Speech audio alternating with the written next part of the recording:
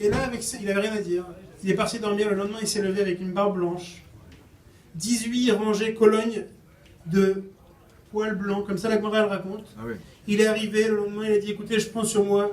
C'est un signe de Dieu. Je prends sur moi de devenir le chef du peuple juif. Ok. C'est un grand jour pour le peuple juif. Il y a un nouveau chef du peuple juif. Et nous, au Hachem, on a le mérite d'être des chassidim de Chabad. Quand je dis nous, c'est tout le monde ici. Parce que tous les juifs de sa génération, ils ont un rabbi. Il y a un seul rabbi. Parce que le rabbi, c'est les initiales de Rosh Béné Yisraël. C'est-à-dire la tête du peuple juif. Et la tête, il y en a une seule. Des mains, il y en a deux. Des pieds, il y en a deux. Des yeux, il y en a deux. Il peut y avoir plein de tzadikim, mais une tête, il y en a une seule. Donc, au Hachem, on a tous le mérite d'être attachés au rabbi. Et on sait que le rabbi, le premier discours qu'il a fait, c'était le discours clé. Le rabbi, quand il a pris sur lui la Nessiout, quand il a pris sur lui de devenir le leader du peuple juif, il a dit qu'en Amérique, il y a une coutume de faire un statement. Un statement, c'est-à-dire faire un slogan, de dire quelque chose qui va être le concentré de tout son leadership. Et là, le rabbi, il a dit, et je vais vous dire, vous allez tout de suite comprendre que le rabbi, il a donné déjà son tampon pour toutes les années où il allait nous gérer jusqu'à Mashiach. Le rabbi, il a dit comme ça, il y a 3 amours dans la vie. On a 3 amours. On a l'amour de Dieu. On a l'amour de la Torah. Et on a l'amour du peuple juif. Il y en a qui pensent, écoute, moi je peux aimer, j'ai un frère juif, je l'adore, mais bon, la Torah, comme on dit, elle est à sa place, tranquille, moi je ne me prends pas la tête. Il y a d'autres qui disent, écoute, la Torah, je l'adore, mais quand je vois un juif qui transgresse le moindre halakha, ah ça, je lui rentre dedans, je lui mets, comme on dit, mes ongles, et je m'en... Et il y a des gens qui vont dire, écoute, j'aime Dieu, mais dans le cœur. La Torah, laisse-moi tranquille. Les juifs, laisse-moi tranquille. Le rabbi dit non. L'amour de Dieu, l'amour de la Torah et l'amour du peuple juif vont ensemble. Et de cette phrase-là, on a après des années, des dizaines d'années, on voit que c'est exactement la lignée que le rabbi il a pris. Il n'y a pas un juif qui est mis à l'égard. Il n'y a pas une halakha dans la Torah qui est mis à l'égard. Il n'y a pas un détail dans la Torah de Dieu qui est mis à l'égard. Donc, il y a ce Rabbi Eliezer ben Azariah, ce petit jeune de 18 ans qui arrive face au podium. Et ce qui nous intéresse à savoir, c'est qu'est-ce qu'il va dire. Qu'est-ce qu'il va nous laisser dans cette histoire qui est exceptionnelle, qui va nous donner un impact pour toutes les générations. Puisque lui, ça a été celui qui va précéder la destruction du temple. Donc c'est celui qui va nous laisser avec ce message d'Israël, qui doit nous accompagner jusqu'aujourd'hui. Qu'est-ce qui est son message? On a dans la Haggadah Shel Pesach le message de Rabbi Eliezer ben Azariah face au podium, et il dit comme ça. Je lis comme ça, vous l'aurez. Le soir du Seder, vous savez où ça se trouve. Amar Rabbi Eliezer ben Azariah. Hare ani keven shivim shana. Velo zachiti shete amer yetziat mitzrayim balelot. עד שתעשה בן זומא שנאמר למען תזכור את יום צאתך מארץ מצרים כל ימי חייך ימי חייך הימים כל ימי חייך הלילות. C'est clair, oui? Ah, quand même traduction? Ok, pas de souci. Donc, il y a Rabbi Eliezer ben Azariah, ce nouveau chef du peuple juif, qui donne un message. Ce jour-là, juste entre guillemets, ce jour-là, vous savez que dans toutes les Mishnayot où vous allez rencontrer la phrase Oto Hayom, ce jour-là, c'était ce jour, puisque c'était un jour qui était exceptionnel. On va donner dans les détails après qu'est-ce qui s'est passé ce jour-là d'exceptionnel. En tout cas, dès qu'il fait son discours, il dit, écoutez, moi depuis que je suis petit, aujourd'hui j'ai comme 70 ans. Il avait 18 ans. Quel 70 ans? Mais il avait l'aspect de 70 ans. 70 ans, c'est un niveau d'après le Rabbi. Le Rabbi explique que c'est un niveau de perfection, puisque chaque personne a 7 traits de caractère, et lui il est arrivé à la perfection de 70. Il a rendu ses traits de caractère de manière parfaite. Et il dit, jusqu'aujourd'hui, je ne savais pas qu'il fallait mentionner la sortie d'Égypte la nuit. Jusqu'à qu'il y avait un Tanaï qui est venu et qui a pris un pasouk de la Torah. Le pasouk, c'est comme ça. Les ma'an tizkor, et Yom Tzetra Meretz Mitzrayim Kol Yemei Chayecha.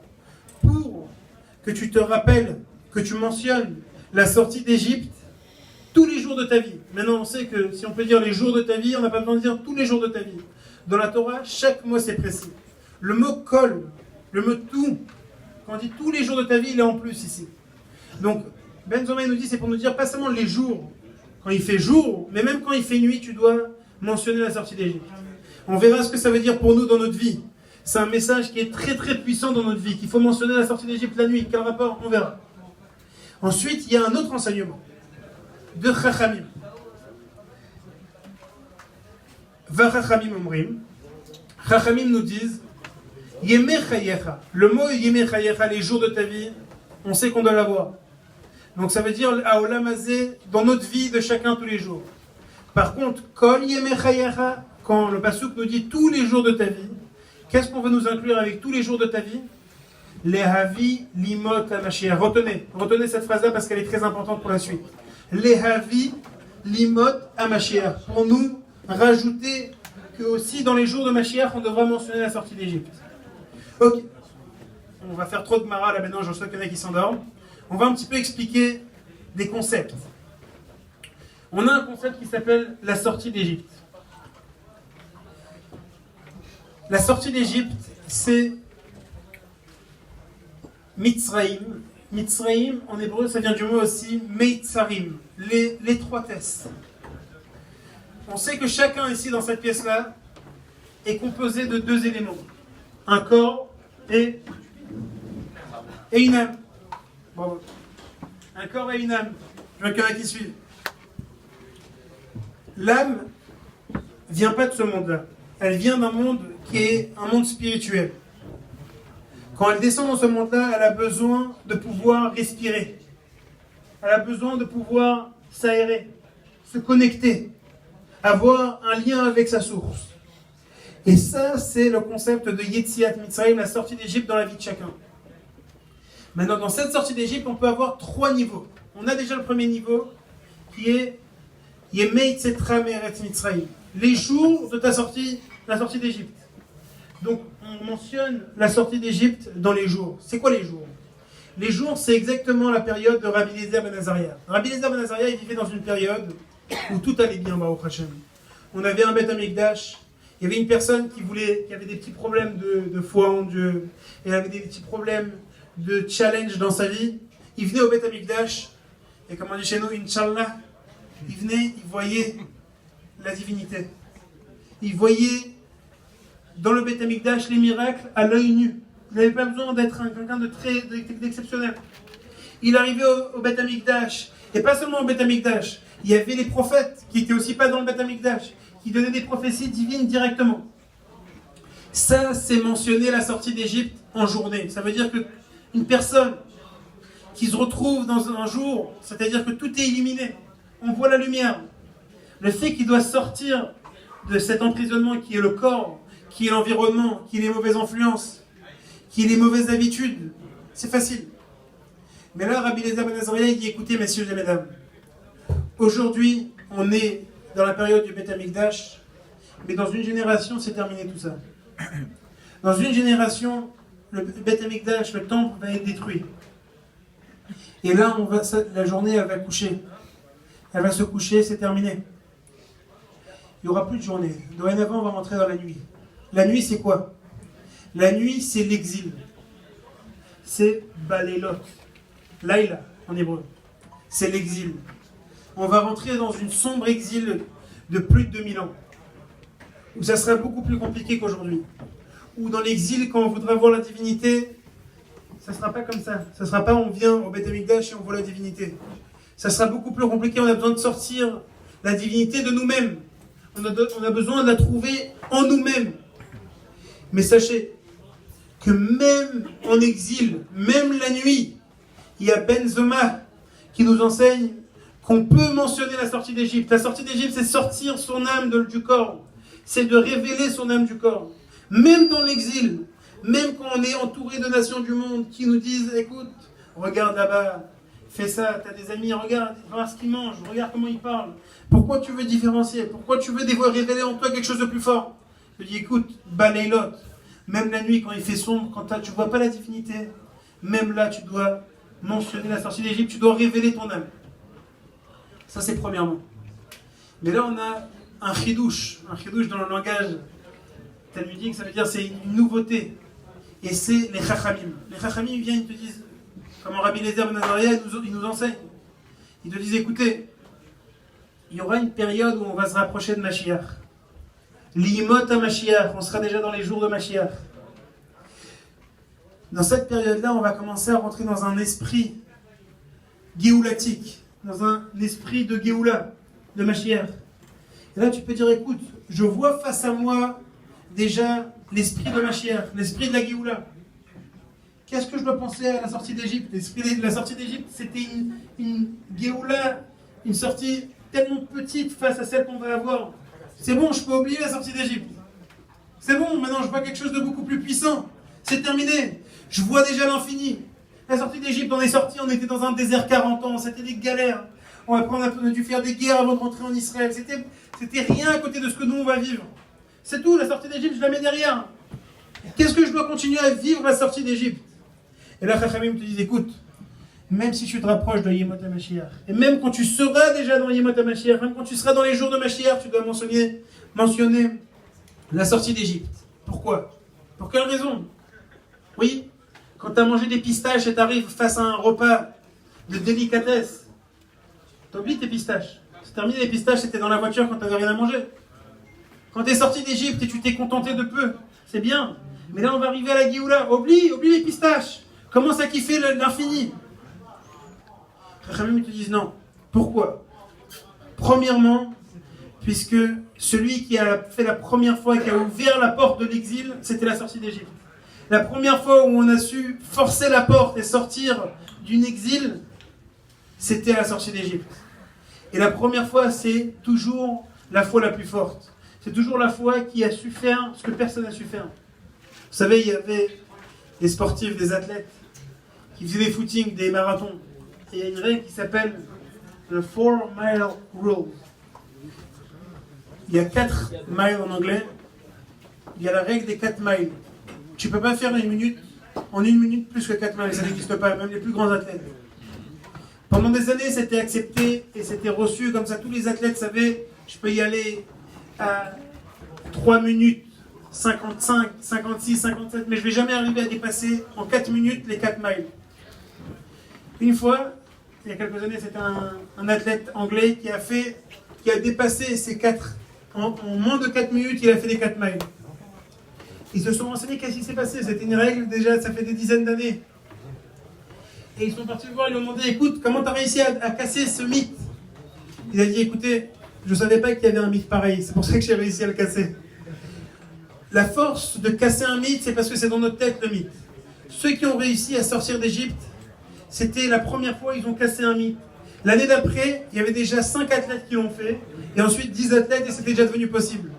Les premiers qui sont sortis d'Égypte, c'était au moment de Pessah. Donc c'est pour ça que même quand on va arriver à la Géoula, on va se rappeler de la sortie d'Égypte. Mais plus que ça, la sortie d'Égypte, c'est en fait la Géoula. Normalement, dans le programme, en sortant d'Égypte, on devait rentrer en Géoula direct. Il y a eu quelques obstacles qui ont fait qu'on a dû passer par l'exil. Mais c'est le même cursus. Et donc, on doit déjà vivre la Géoula, parce que si tu oublies d'où tu viens, d'où tu sors, tu oublies aussi où tu vas. Si tu oublies que tu es dans un schéma, tu es dans un chemin, et tu vas pour un but, alors tu ne vas jamais y arriver. Donc, si tu oublies que tu sortais d'Égypte, tu ne vas jamais y arriver à la Géoula. On va tous arriver. Mais c'est pour ça que même quand on se rapproche de Mashiach, on ne doit pas oublier la sortie d'Égypte. Mais là, on arrive au message de Rabbi Eliezer ben Azaria, comme le Rabbi l'explique. Rabbi Eliezer ben Azaria, il a bien pesé ses mots dans son premier discours. Il a dit, écoutez, messieurs et mesdames, il faut arrêter d'attendre Mashiach. Il faut arrêter d'attendre Mashiach. Il n'a pas dit, écoutez, messieurs, on va se rapprocher de Mashiach et là, il faut attendre Mashiach. Non, il faut arrêter d'attendre Mashiach. Il a dit, les havi. Rappelez-vous, on vous a demandé de vous rappeler, les havi limot la Mashiach. On doit ramener les jours de Mashiach. Ceux qui attendent, vous savez, vous attendez le bus. dans la station de bus, il n'arrive pas 1 minute, 2 minutes, 3 minutes. Après 20 minutes, tu dis écoute, il est peut-être pas sorti de la gare. Peut-être qu'il va pas y arriver. Ça, c'est quand tu attends le bus. Mais quand toi-même tu te mets à avancer, quand toi-même tu te mets à vivre Mashiach, la vie d'Imata Mashiach, ça veut dire amener Mashiach. Pas seulement attendre Mashiach, ça suffit pas d'attendre. Il faut le ramener. Il faut vivre avec aujourd'hui. Il faut vivre avec. Aujourd'hui, on est dans une époque qui est très spéciale. C'est une époque, vous savez, dans le passé, à chaque fois qu'il y avait une époque qui était propice pour la venue de Mashiach, malheureusement, c'était aussi une époque qui était avec une énergie très forte dans le monde, et il s'est passé des grandes catastrophes. Il y avait Tar Vetat, c'était une période où il y a eu plus de 100 000 juifs qui ont été tués, malheureusement. Il y a une énergie dans le monde. Aujourd'hui, le Rabbi dit, c'est plus un quête, c'est plus seulement un moment propice. On vit déjà dans l'esprit de Mashiach. Et donc, il y a une énergie spéciale dans le monde. C'est à nous de décider où on vit. Est-ce qu'on vit dans Mashiach ou on vit dans la galoute?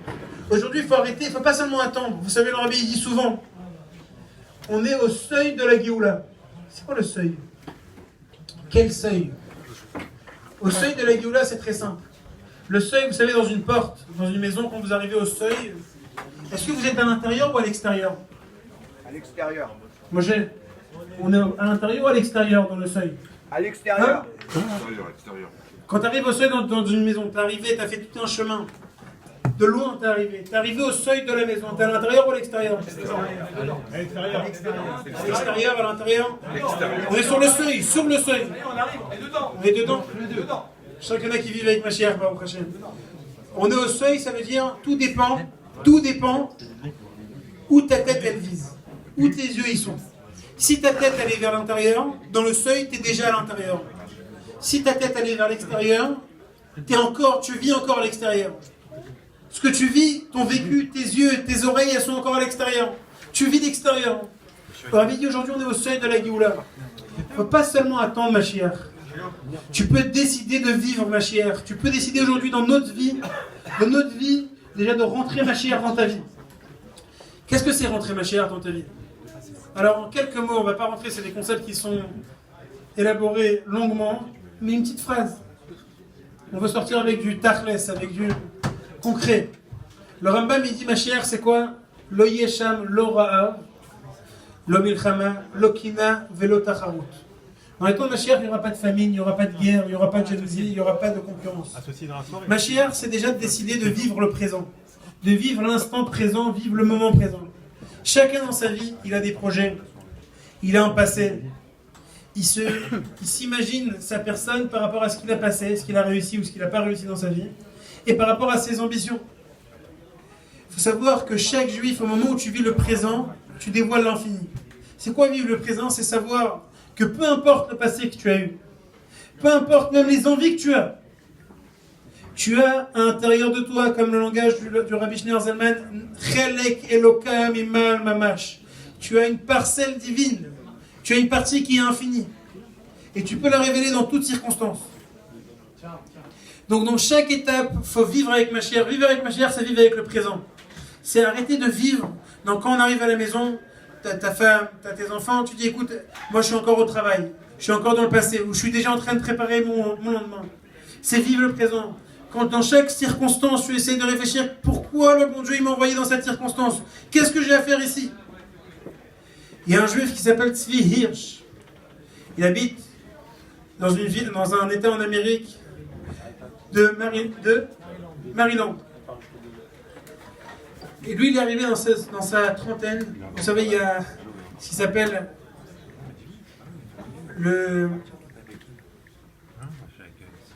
au milieu de la vie, souvent il y a des gens qui commencent à se remettre en question, ils disent qu'est-ce que j'ai fait de ma vie, où ça se passe? Hein? La crise de la quarantaine. Lui, il a passé un peu plus tôt, il a passé la trentaine. Et il était perdu. C'était un juif qui savait bien étudier. D'un autre côté, il aimait les études. Il s'était mis dans l'étude de psychologie. Et il ne savait pas où il devait se lancer. Est-ce que de venir s'avancer dans les études, d'enseigner en tant que rabbin. En même temps, il avait des gros soucis d'émouna en Dieu. Il ne savait pas est-ce que Dieu, oui, Dieu, non pas Dieu. Il ne savait pas quoi faire. il a décidé d'appeler le rabbi. D'appeler le rabbi, c'était de prendre un rendez-vous pour prendre une yéchidout. Il a appelé le secrétariat et le secrétaire du rabbi a répondu. C'est une histoire exceptionnelle. Vraiment, elle est courte mais puissante. Le secrétaire du rabbi a répondu, il lui dit écoute, il lui dit allô? Il dit oui, bonjour, je suis un juif de Maryland et je voudrais avoir un rendez-vous au rabbi pour me concerter par rapport à mes soucis dans ma vie. Je suis partagé, je ne sais pas quoi faire, j'ai envie de parler avec le rabbi. Et au moment où il dit ça, il entend que sur la ligne, il y a quelqu'un qui décroche.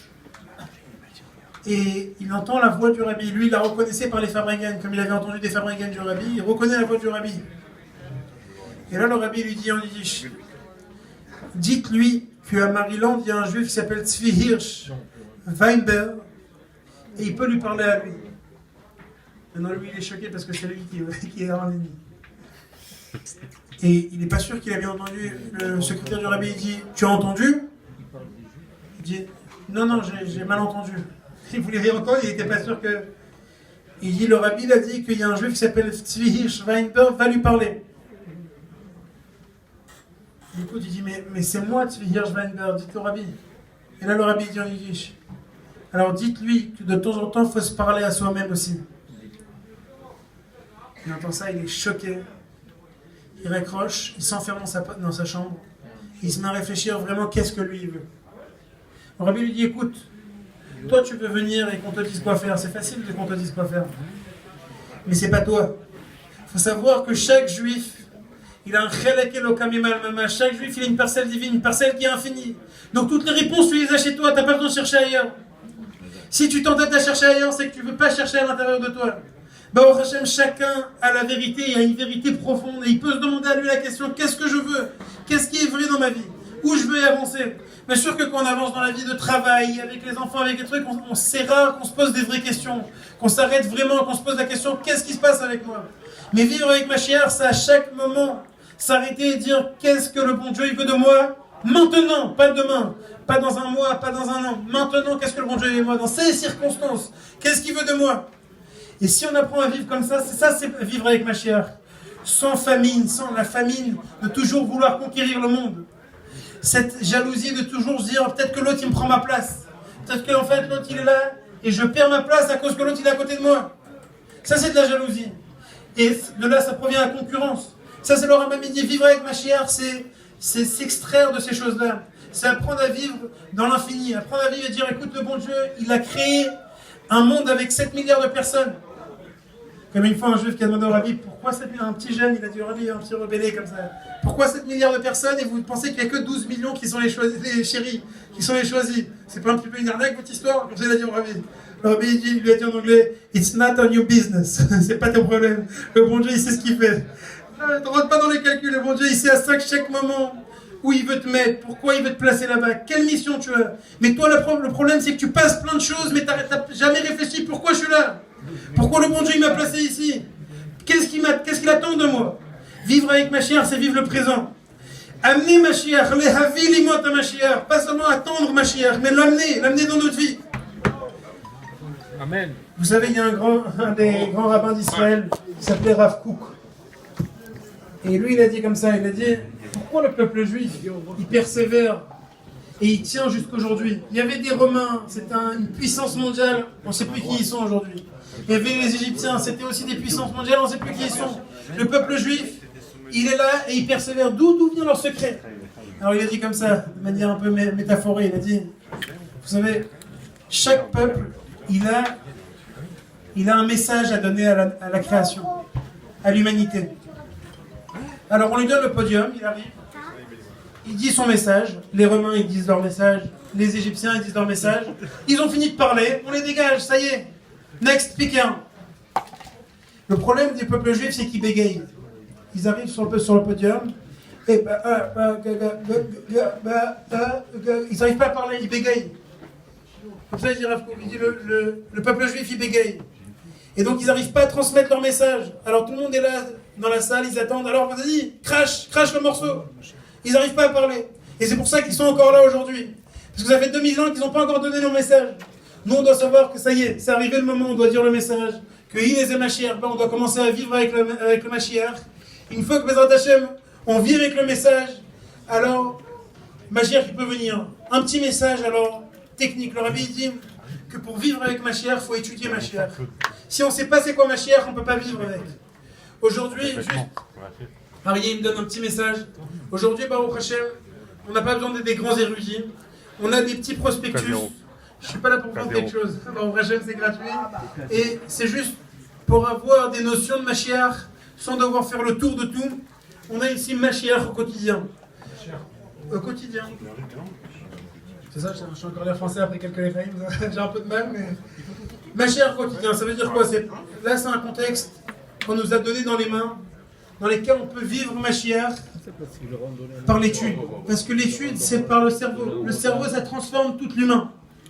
Donc, quand on étudie un peu, on comprend qu'est-ce que c'est, et on comprend comment on peut le mettre à la pratique. Alors, je vais cracher le morceau, je vais arrêter de bégayer, et on va attendre que Mashiach vienne. Take from Yann Mamash. On va attendre, on va. Echia Dinino Merino Verabeno Melech HaMashiach Elam Voreh. L'chaim, l'chaim.